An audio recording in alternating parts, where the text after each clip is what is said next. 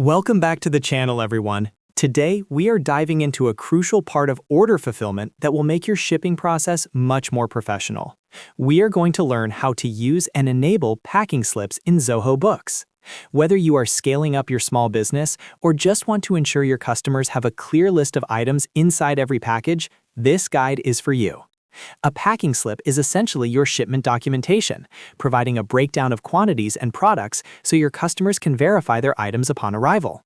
Before we get into the technical steps, please take a second to hit that like button and subscribe for more efficiency hacks. It really helps the channel grow. All right, let's jump into your Zoho Books dashboard.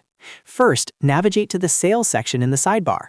Once you are there, look for the Packing Slips option and click on it. This is your command center for all things shipment related.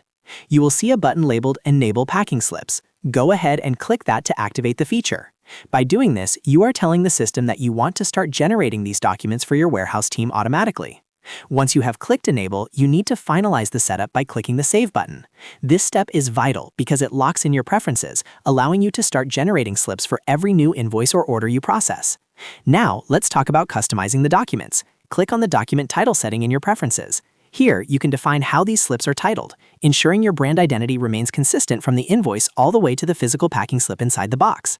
Having a clear, well-customized packing slip shows your customers that your business is organized, professional, and reliable. And just like that, you have successfully set up your packing slips. If you ran into any issues or have questions about how these fit into your existing workflow, drop a comment below and I will do my best to help you out. And remember, if this video saved you some time today, make sure to hit that like and subscribe button for more Zoho tutorials coming in 2026. Thanks for watching, and I'll see you in the next one.